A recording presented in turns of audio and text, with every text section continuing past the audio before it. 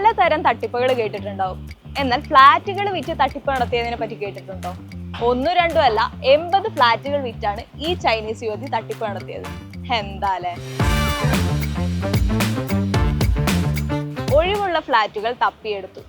തന്റേതാണ് എന്ന് തെളിയിക്കുന്ന വ്യാജരേഖകൾ ഉണ്ടാക്കി. 80 ഫ്ലാറ്റുകളുടെ പൂട്ട് കൊല്ലപ്പണിക്കാരനെ വിളിച്ച് തുറക്കാൻ പറ്റുന്നില്ല എന്ന് പറഞ്ഞ് പൊളിച്ചു മാറ്റി പുതിയത് വെച്ചു. ഇനി അത് വിൽക്കാൻ ആൾക്കാരെ വേണമായിരുന്നു. അതിന് അടുത്ത ബന്ധുക്കളെയും സുഹൃത്തുക്കളെയും സമീപിച്ചു.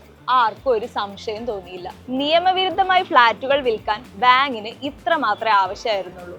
5 വർഷത്തിനിടെ സുഹൃത്തുക്കളിൽ നിന്നും കുടുംബാംഗങ്ങളിൽ നിന്നും തട്ടിപ്പിലൂടെ 24 ദശലക്ഷം യുവാനാണ് 30കാരിയായ ചൈനീസ് യുവതി ബാങ്ക് നേടിയെടുത്തത്. ഇതിനെല്ലാം കാരണം ബാങ്കിന്റെ ധൂർത്തായിരുന്നു.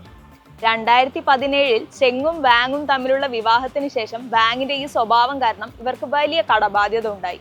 ഈ ബാധ്യത തീർക്കാൻ ചെങ്ങിന്റെ പിതാവ് വീട് ഈടായി വായ്പ എടുത്തു. പിതാവിന്റെ കടം വീട്ടാൻ ചെങ്ങ് വർഷങ്ങളോളം ജീവിത ചെലവൊക്കെ കുറച്ചു. എന്നാൽ 2019 മുതൽ വാങ് കുടുംബാംഗങ്ങളെ ലക്ഷ്യമിട്ട് ഇതുപോലൊരു വലിയ തട്ടിപ്പ് നടത്തി വരികയാണെന്ന് അയാൾക്കറിയില്ലായിരുന്നു.